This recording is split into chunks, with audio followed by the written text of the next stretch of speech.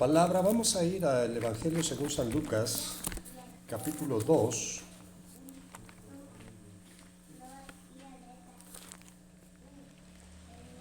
Lucas, quien escribe el Evangelio, es el único de los evangelistas que narran este episodio, este pasaje. Habla de lo que sucedió en una edad temprana en la vida de Jesús.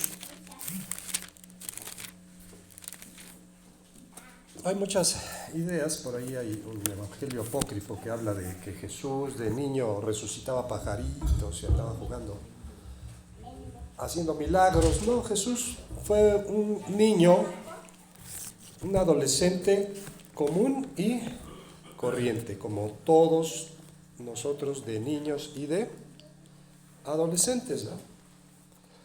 Pero cuando él regresó, cuando él ya tuvo una edad como de 12 años,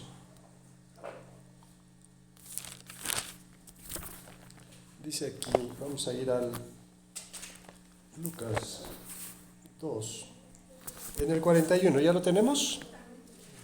E iban sus padres todos los años a Jerusalén en la fiesta de la Pascua. Quiere decir que Jesús, en el seno de esa familia formada por José, por María y él, eran personas que eran temerosas de Dios, guardaban los mandamientos, guardaban las ordenanzas, también guardaban las fiestas, no de repente, no cuando les surgía la necesidad, no cuando sentían en su corazón, no, dice cada año subían a Jerusalén en la fiesta de la Pascua.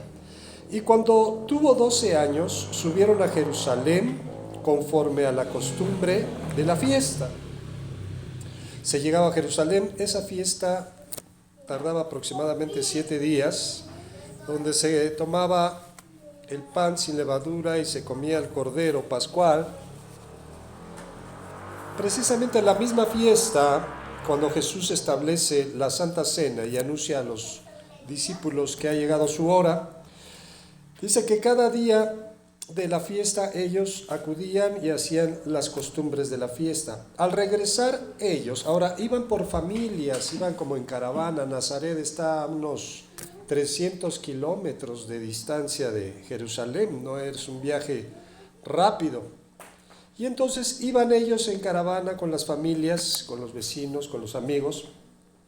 Al regresar ellos, acabada la fiesta, se quedó el niño Jesús en Jerusalén, sin que lo supiesen José y su madre. Pensando que estaba entre la compañía, anduvieron camino de un día y le buscaban entre los parientes y los conocidos. Un día no lo encontraron, anduvieron preguntando si lo habían visto, quién, ya habían caminado ¿cuánto tiempo? Un día. Pero como no lo hallaron, volvieron a Jerusalén buscándole. Imagínense la angustia, el dolor de un padre que no encuentra a quién, a su hijo, y no unas horas. A veces se nos pierden los niños un ratito en la tienda de autoservicio, ¿no? Y nosotros nos espantamos, nos angustiamos. Ahora imagínense que un día o varios días no encuentren a su hijo. Pero como no le hallaron, volvieron a Jerusalén a buscarle. Y aconteció que 3 días después, 3 días sin verlo, que no lo habían encontrado, le hallaron. ¿Pero a dónde le encontraron? En el templo, sentado en medio de los doctores de la ley, oyéndoles y preguntándoles. ¿Por qué es importante que los niños tengan instrucción de parte de Dios? Vivimos en tiempos donde la maldad se ha multiplicado, donde los valores se han trastornado, incluso afectan la vida de quienes conocen de la palabra, de nuestros hijos. Estaba yo meditando en un caso, no voy a decir más allá, de 2 jovencitos que he conocido, 2 jovencitos que de niños iban a la iglesia y uno de ellos servía y llegaba temprano a servir y se postraba a orar antes de tocar un instrumento que él tocaba. Pero esos jovencitos, en cuanto crecen, aunque son cristianos, no dejan de ir a la iglesia, aparentemente no dejan de congregarse, pero me llama la atención que ya grandes los hemos visto y están todos tatuados. Digo yo, pues la palabra lo dice claramente, que somos un pueblo ¿qué? Santo. Dice, no te rasgaréis, ni te marcaréis, ni vas a hacer ninguna marca sobre tu cuerpo, porque tú eres un pueblo santo. ¿Apartado para quién? Para Dios. Ahora, voy de acuerdo, hay quien conoce al Señor ya grande, a lo mejor fue pandillero, a lo mejor estuvo en la cárcel, a lo mejor, y anda todo tatuado, pues así lo recibe ¿quién? El Señor. Pero nuestros jóvenes, ¿qué necesidad tienen? Dice que no améis al mundo ni las cosas que están ¿dónde? En el mundo. Porque si alguno ama al mundo, se constituye ¿en qué? En enemigo de Dios. Ese es un caso de gente que ha conocido la palabra. Yo no digo que se vayan a ir al infierno, que etcétera, ¿no? Hay quien también lo quiere justificar. Dice, no, es que Dios ve el corazón, no ve lo de fuera. Pero tú debes dar testimonio de lo que crees. ¿En dónde? En tu corazón, pero ¿dónde se debe de ver? En tu vida. No porque soy cristiano, yo creo en mi corazón, pero voy a andar todo mal vestido, todo mugroso. Esas cosas deben reflejar también un testimonio a otros de en quién hemos creído. Ahora, les digo que los valores del mundo se han trastornado. Ha habido un caso, ustedes lo vieron en las noticias, que espanta a todos están muy espantados, muy enojados, de una pareja joven que se le adelantó el parto inducido a la jovencita, y el joven fue a tirar el niño en una bolsa de plástico ahí en la calle, ¿no? ¿Sí han escuchado esa noticia? Y todos dicen, qué barbaridad, ¿qué tendrá esa persona en su cabeza? ¿Qué habrá en él que lo llevó a hacer tal cosa? Pero en los mensajes que ellos se mandan, entre la misma pareja, él comprende que no está haciendo nada ¿qué? Malo. A un bebé se le puede desechar, ¿no? No es lo que hacen miles y miles de personas que van a las clínicas de aborto. No es exactamente lo mismo. En unos casos se espanta a la gente y dice, pero la misma sociedad ha perdido el valor de la vida, ¿no? ¿Quién es el que da la vida? Solo Dios. Solo Dios. Así que es un reflejo, ¿no? Aunque muchos quisieran acabárselos, ¿no? Pero es un reflejo de lo que está pasando en nuestra sociedad. No tenemos aprecio por la vida. Hay gente que se dedica a matar por trabajo. Le encargan un trabajo, quiero que elimines a tal persona. No lo conoce, no le ha hecho nada. Pero, entre comillas, él dice que es su ¿qué? Su trabajo, que se dedica a ¿qué? A matar, ¿no? ¿Acaso no entenderá que lo que está haciendo está como mal? Bueno, entonces Jesús estaba en medio de los doctores de la ley, escuchándoles y también haciéndoles ¿qué? Preguntas. Y todos los que le oían se maravillaban de su inteligencia y de sus respuestas, porque aunque ellos eran doctores, quiere decir que estudiaban la ley, había un compendio, varios escritos que explicaban cómo se debería aplicar la ley en los casos prácticos de la vida cotidiana, ¿no? Les digo que eso a veces no trasciende a nuestra vida como cristianos, ¿no? Escuché a cierta persona como justificando a su hijo diciendo, no, pero Dios ve el ¿qué? El corazón. Dios no se fija en lo de afuera, se fija en lo ¿qué? En lo de adentro.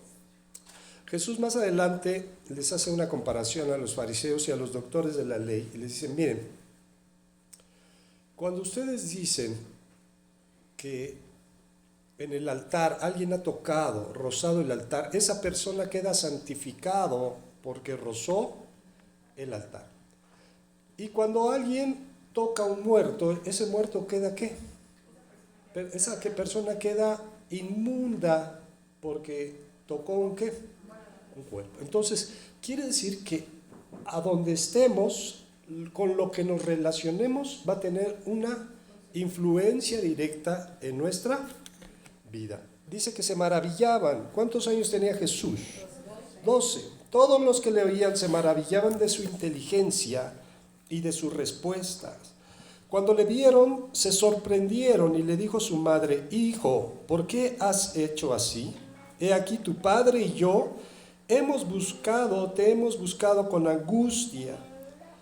Entonces, él les dijo, y una cosa curiosa, porque les dice: ¿por qué me buscabais? ¿Por qué me buscabais? ¿No sabíais que en los negocios de mi padre me es necesario estar? Y hoy vamos a ver este tema de los negocios del Padre. ¿Por qué Jesús les contestó de esta manera? Dice: ¿por qué me buscaban? Yo tengo que estar en los negocios de ¿quién? Bueno, José se dedicaba a la carpintería y Jesús, aunque lo nombran así, dice: ¿no es este el hijo del quién? Del carpintero. Pero Jesús tenía identidad. Él sabía quién era su padre, sabía para qué Dios lo había enviado. A una edad tan temprana como a los 12 años, él dice: yo tengo que estar en los negocios de mi padre. ¿Cuáles serán los negocios del Padre? ¿Cuáles serán los negocios del Padre? Vamos a continuar leyendo un poquito. Dice: mas ellos no entendieron las palabras que les habló, y descendió con ellos y volvió a Nazaret, y estaba sujeto a ellos. ¿Estaba cómo? Sujeto a ellos. Y su madre, ¿qué hacía? Guardaba todas estas cosas. ¿En dónde? Desde que lo presentaron en el templo, cuando profetizó Ana, cuando profetizó Zacarías, María guardaba, retenía, atesoraba todo lo que había escuchado de parte de Dios sobre él, el niño, y esas palabras que él dijo, dice que ella las atesoraba. ¿En dónde? Y Jesús crecía en sabiduría y en estatura y en gracia con Dios y con los hombres. ¿Cómo deben de crecer nuestros hijos? ¿Cómo deben de crecer? En sabiduría, pero también ¿en qué? En gracia, en estatura. Porque es triste ver hijos de cristianos que son los más mal portados en la escuela, ¿no? Que son los más groseros, los más rezongones, los que cumplen menos con sus deberes, con sus quehaceres, con sus tareas. Eso también da un mal testimonio, no solamente por el niño, sino por ¿quién? Por sus padres, ¿no? Dice la Escritura: el hijo necio, el hijo sabio, ¿cómo dice?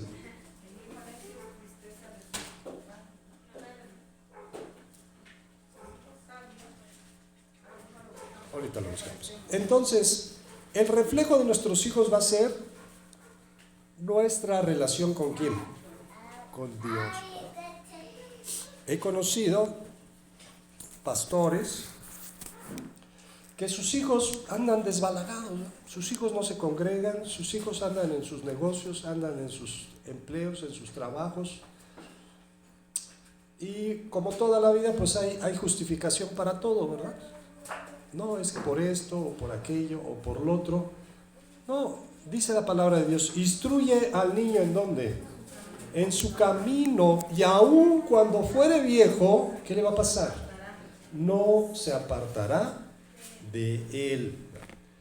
Jesús fue instruido en el camino del Señor, pero él tenía esa sabiduría. Dice que se sentaba con los doctores de la ley, les escuchaba y también les preguntaba. Dice que todos se maravillaban de su sabiduría, de la sabiduría que él tenía. Vamos a ir a Lucas capítulo 4.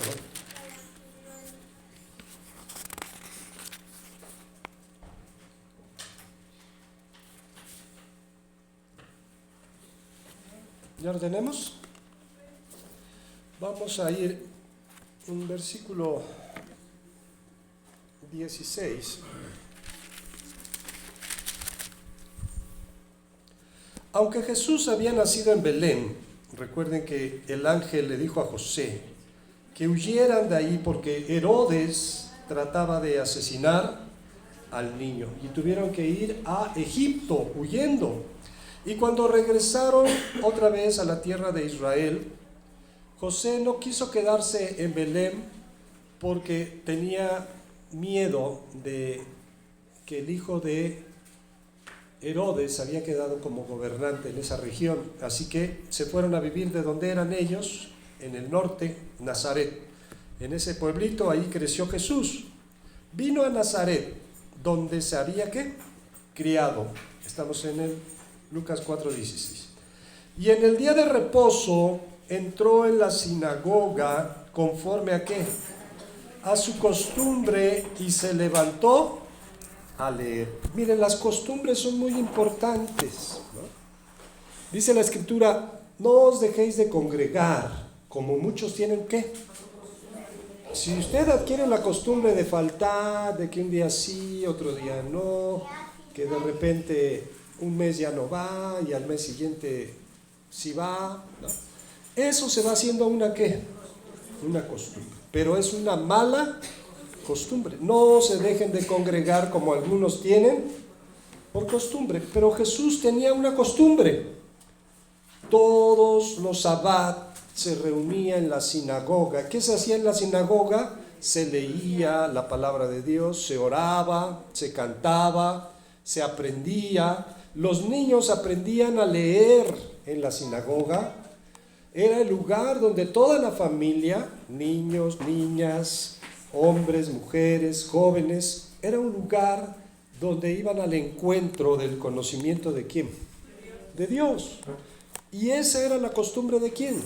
De Jesús. Entró a la sinagoga como era conforme a su costumbre y se levantó a leer. Otro detalle, ¿no?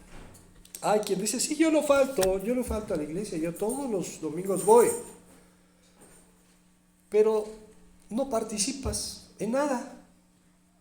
¿Cómo se va a saber tu avance? ¿Cómo se va a saber lo que has crecido? ¿Cómo vas a ser de edificación para los otros si nada más vienes a sentarte y a qué?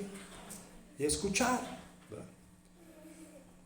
Algo que tenemos aquí, a diferencia de muchos otros lugares, es que a todos se les da oportunidad de ¿qué? De participar, pero hay quien no quiere, ¿no? Quien no quiere. No, Jesús no solamente se reunía, él también participaba. Se levantó ¿a qué? A leer. Se le dio el libro del profeta Isaías y habiendo abierto el libro, halló el lugar donde estaba escrito. Ahora, recuerden que en ese tiempo los libros pues no eran libros como los que tenemos ahora en nuestra Biblia, y la escritura no venía con capítulos y versículos. El rollo de Isaías que encontraron en la cueva de Qumran tiene aproximadamente 18 metros de largo, ¿no? Y se enrollaba de dos lados, se guardaba en un estuche. Y entonces, cuando alguien quería buscar el pasaje, primero esa persona ya debía haber tenido conocimiento en buscar o en saber dónde estaban los pasajes. Nadie le iba a decir, es Isaías 61, no existía el capítulo ni el qué, ni el versículo, estaba escrito todo de corrido. Pero Jesús dice, encontró el pasaje, quiere decir que tenía manejo, habilidad de las cosas de Dios. A veces es triste ver a los hermanos que ya tienen muchos años y a sus hijos también, cuando se dice una cita, tarda, ¿no? Tienen que ir hasta el índice para ver dónde está la cita. No, tenemos que ya manejar la palabra de Dios. que la manejemos, que la memoricemos, que estemos completamente inmersos en las cosas de Dios. Y aquí vamos a ir viendo qué es estar en los negocios de mi Padre. Si estoy en los negocios del Padre, yo debo de manejar su palabra, porque su palabra es viva y eficaz, y más cortante que toda espada de dos filos. Dice aquí, vino a Nazaret, se levantó a leer, y se le dio el libro del profeta Isaías. Habiendo abierto el libro, halló el lugar donde estaba escrito: el Espíritu del Señor está sobre mí, por cuanto me ha ungido para dar buenas nuevas a los pobres. Me ha enviado a sanar a los quebrantados de corazón, a pregonar libertad a los cautivos y vista a los ciegos, a poner en libertad a los oprimidos y a predicar el año agradable del Señor. Hermanos, no vamos a ir a profundidad en todos estos detalles, pero estos son los negocios del Padre. Amén. Hace un momento leíamos, nuestra hermana Lucy nos compartía esa lectura de Marcos capítulo 16, ¿no? Cuando nos dice la Escritura: id y haced discípulos, id y predicad el Evangelio a toda criatura. Amén. Y dice cuáles son las señales. Dice: hablarán nuevas lenguas, pondrán sus manos sobre los enfermos. ¿Y qué va a pasar? Todo eso son los negocios de ¿quién? Jesús dijo, leyó esa escritura: me ha enviado el Señor para sanar a los quebrantados de corazón, para dar buenas nuevas a los pobres, para libertar a los cautivos, dar vista a los ciegos, libertad a los oprimidos y predicar el año agradable del Señor. Ahora, él en este momento les estaba compartiendo esa lectura, pero les estaba dando el mensaje. Pero ¿quiénes eran los que lo estaban escuchando? No era gente que no lo conocía, no era gente que no lo había visto crecer, jugar, ¿verdad?, desarrollarse, no. Estaba con sus parientes, con sus vecinos, con sus amigos de juegos de la infancia. Estaba dando testimonio a la gente que le conocía. Nosotros a veces queremos ir a compartir con gente que no nos conoce. Pues es muy fácil decirles, ¿no? Dios me cambió. Bueno, pero esa persona no sabe si Dios me cambió o yo sigo siendo ¿qué? Igual de grosero, ¿va? Pero cuando le comparto a mi familia, muchas veces nos dejan callados porque dicen, bueno, pero si tú vas allá siempre y mira, eres así, eres asado, haces esto, haces lo otro, vas aquí, vas allá. ¿Qué estamos haciendo? ¿Estamos ocupados en los negocios del Padre? No, estamos más bien siendo un estorbo para aquellos que necesitan conocer a quién, a Dios. Dice en el 20, y enrollando el libro lo dio al ministro y se sentó. Y los ojos de todos en la sinagoga estaban fijos en él. O sea, algo había en él. Algo había, todos estaban expectantes. ¿Cómo nos ve nuestra familia? ¿Como cualquiera? ¿O algo saben que está sucediendo en nuestra vida? Y comenzó a decirles, ya en su lugar sentado, dice, hoy se ha cumplido esta escritura delante de vosotros. Y todos daban, ¿qué? Buen testimonio de él, y estaban maravillados de las palabras de gracia que salían de su boca, pero también había menosprecio en sus corazones. Y decían, ¿no es este el hijo de José? Y él les dijo, sin duda me diréis este refrán, médico, cúrate a ti mismo. De tantas cosas que hemos oído que se han hecho en Capernaum, que era un lugar cercano a donde estaba Nazaret, haz también aquí en tu tierra. Y añadió, de cierto os digo que ningún profeta es acepto en su propia tierra. Es difícil, ¿verdad? Porque la familia nos va a rechazar, pero que nos rechacen No porque nosotros nos portamos ¿qué? Mal. Si endurecen su corazón, ellos van a tener que darle cuentas a quién. Y en verdad os digo que muchas viudas había en Israel en los días de Elías, cuando el cielo fue cerrado por 3 años y 6 meses, y hubo una gran hambre en toda la tierra, pero a ninguna de ellas fue enviado Elías, sino a una mujer viuda en Serepta de Sidón. Dándoles a entender, miren, ustedes dicen que han escuchado que los enfermos han sanado, que los ciegos reciben la vista, que los sordos vuelven a ir, incluso que los cojos pueden ¿qué? Caminar. Y ustedes pretenden diciendo, no, esas señales, haz una de esas aquí donde te conocemos, donde creciste. Pero había un dicho, así como les dijo Jesús, dice, ese refrán, médico, cúrate a ti mismo. Hay un dicho que dice, Dios no cumple antojos ni endereza jorobados, ¿no? Claro que Dios endereza jorobados, ¿no? Pero a lo que se refiere ahí no es porque nosotros queramos que Dios haga las cosas, es porque Él lo quiere hacer. Y les pone este ejemplo. Dice, pues había muchas viudas en Israel en tiempo de la sequía y del hambre, pero Dios no mandó a Elías a ninguna de ellas, sino a una mujer extranjera, a una viuda en Serepta de Sidón. Y muchos leprosos había en Israel en tiempo del profeta Eliseo, pero ninguno de ellos fue limpiado, sino Naamán el sirio. Al oír estas cosas, todos en la sinagoga se llenaron ¿de qué? Y levantándose, le echaron fuera de la ciudad y le llevaron hasta la cumbre del monte sobre el cual estaba edificada la ciudad de ellos para despeñarle. Mas él pasó por en medio de ellos. Amén.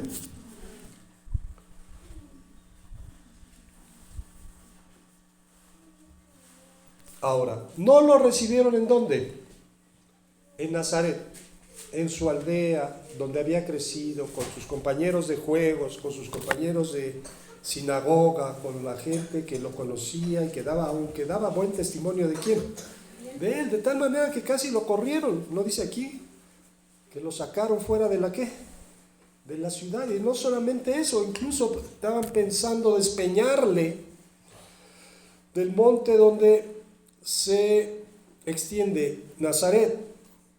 Dice en el versículo que sigue 31, descendió a donde habíamos dicho que Jesús había hecho muchos milagros, a Capernaum. Descendió Jesús a Capernaum, ciudad de Galilea, y les enseñaba en los días de reposo. Y se admiraban de su doctrina, porque su palabra era ¿con qué? Con autoridad. Amén. Dios nos ha dado autoridad, porque usted no va a ir a hablar sus palabras, va a ir a hablar la palabra de quién. Ay, es que si les digo, muchos tienen esa idea, y aún cuando han pasado tantos años, cuando uno dice, ya le compartió a tal persona, o a su familia, o a su hijo, a su hija, a su mamá, a su papá, ya le ha compartido, sí, le he dicho que venga aquí a la iglesia. Eso no es compartirle. Usted lo está invitando y nunca ha venido. No ha tenido tiempo de decirle, mira, quiero decirte que Dios tiene un plan maravilloso para tu vida. Que el hombre sin Dios está en un riesgo porque su camino va para la perdición eterna. Y así como existe el cielo, existe el infierno. Pero Dios quiere darnos el regalo de la vida eterna a través de Cristo Jesús. Eso es compartir. Amén.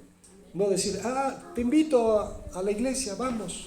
No, debemos ir, dice, y predicar el evangelio, ¿qué? A toda criatura. Dice, se admiraban de la doctrina porque su palabra era ¿con qué? Con autoridad. Amén. Jesús dijo, no se vayan de Jerusalén hasta que reciban ¿qué? Poder. ¿De dónde viene ese poder?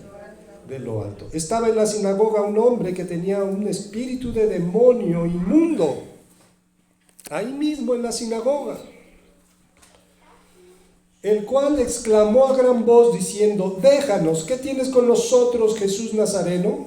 ¿Has venido para destruirnos? Yo te conozco quién eres, el Santo de Dios. Amén. Los demonios conocen ¿a quién? A Jesús. Pero los demonios también deberían de conocernos a nosotros. Diciendo, dice, y Jesús le reprendió diciendo, cállate y sal de él. Entonces el demonio, derribándole en medio de ellos, salió de él y no le hizo daño alguno. Y estaban todos maravillados y hablaban unos a otros diciendo, ¿qué palabra es esta que con autoridad y poder manda a los espíritus inmundos? ¿Y qué pasa? Y su fama se difundía por todos los lugares de los contornos. Entonces Jesús se levantó y salió de la sinagoga y entró en la casa de Simón. La suegra de Simón tenía una gran fiebre y le rogaron ¿por quién? Por ella. A veces somos muy tímidos porque Dios nos ha dado un poder, una autoridad que no depende de nosotros, sino depende del poder de ¿quién? Dice, en mi nombre pondrán las manos sobre los enfermos. Llegamos a algún lugar y a lo mejor alguien está enfermo. Mira, tómate un tecito, este tecito es bueno. Tómate esta pastillita, otro tecito porque te vas a mejorar. Dice que, ¿qué hicieron Jesús y quienes estaban con él? Le rogaron por ella, dice, e inclinándose hacia ella, reprendió a la fiebre. ¿Y qué le pasó? Y la fiebre la dejó, y levantándose ella al instante, ¿qué hacía? Le servía. Al ponerse el sol, todo el día había estado en Capernaum, en la sinagoga. A veces nada más pensamos que venir a la reunión es nada más un rato en la mañana, en la tarde. Acabamos de comer, hermanos, y muchos ya están, ya tienen cosas que hacer, ya van corriendo, porque es que tengo que ir a hacer esto, lo otro, tengo que hacer mi pago, tengo que hacer. Jesús dedicaba todo el sábado, ¿para qué? Porque era el día de ¿quién? Del Señor. Empezó en la reunión de la sinagoga, liberó a ese endemoniado, fue a casa de Pedro, y estaba enferma su suegra, así que le sanó, reprendió a la fiebre y la dejó. Al ponerse el sol, o sea, ya había terminado ¿el qué? El día. Todos los que tenían enfermos de diversas enfermedades, los traían a él, y él poniendo las manos sobre cada uno de ellos, ¿qué pasaba? Los sanaba. También salían demonios de muchos, dando voces y diciendo, tú eres el Hijo de Dios, pero él los reprendía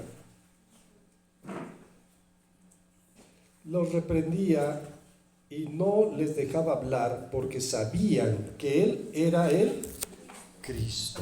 ¿Amén? Todo el día Jesús se le había pasado en los negocios ¿de quién? En los negocios de su Padre. Amén. Pero a veces nuestros negocios son más importantes que los negocios ¿de quién? De Dios. Vamos a terminar yendo a Colosenses capítulo 3.